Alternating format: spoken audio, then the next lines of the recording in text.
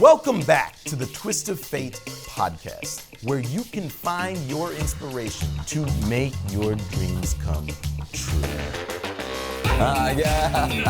It's beautiful. I really like this place, yeah. Take two. If you want to watch the rest of the episode, you can catch me on the Twist of Fate podcast. So I'm Cioe Peña. I am the Vice President of Global Health for Northwell Health, and I founded the Center for Global Health at Northwell. And I'm an emergency doc in my side gig. So my mother is a nurse. She was a critical care nurse for 20 years, then became a nurse practitioner. And I just grew up watching her go to the hospital and go to clinic and talk about patients. Loved that. I was a little bit of a nerd in high school and really liked HIV as a virus, and then wanted to take care of patients with HIV. And then I think I knew I wanted to be a doctor when I read The Hot Zone by Richard Preston, which is about the Ebola outbreak that happened in Virginia during the 90s. And that I think sealed the deal for me. I was like, no, I want to be a doc. I thought I wanted to be an infectious disease doctor. Yeah. And then I met some infectious disease doctors and realized that our personalities weren't going to be compatible. And then long story short, in medical school, I was exposed to emergency medicine as one of my first shadowing experiences, and it was amazing. And I was like, oh, this is the kind of medicine I want to be a part of. I think the most rewarding part of my work at Northwell is actually the blend of all the things that I get to do. So I get to work with an amazing team in an organization that has an amazing culture. And I work on really big things. Like we're working with the presidency of Guyana. We're working with the presidency of Ukraine on different healthcare topics. And then I also on Fridays get to go and be an ER doc and take care of patients one at a time. And so it's kind of a cool job that I get to think about things. Guyana's got 1 million people, and I'm thinking about their healthcare system. Ukraine's got 40 million people, and I'm thinking about their healthcare system.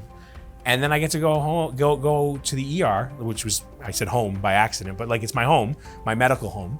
And I get to take care of patients one at a time. And I'll take care of anywhere between 20 and 40 patients in a 12-hour shift. And that's amazing too. And so what I love about Northwell is I'm able to still do both of those things because they feed different parts of my soul and my brain. Healthcare is about people. It's about the people that work in the health system. It's about the patients that we take care of, and the people that we hopefully prevent from ever becoming patients. And so never lose sight of the focus.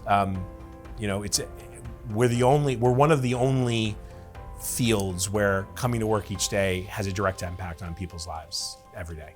So Doug's wife was my co-resident at Kings County Hospital in SUNY Downstate Emergency Medicine Residency Program in Brooklyn from 2009 to 2013. So I knew Nikki, Doug's wife, since before she met Doug or before she started dating Doug.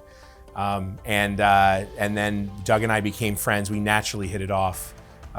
We met each other. Doug was the best memory I have of Doug is Doug was still living in San Francisco, in the Bay Area while Nikki was in residency. I think he was around for the first year maybe, and then he moved. And so Nikki would talk about him and we would always joke that he didn't really exist anymore and that he was a figment of Nikki's imagination.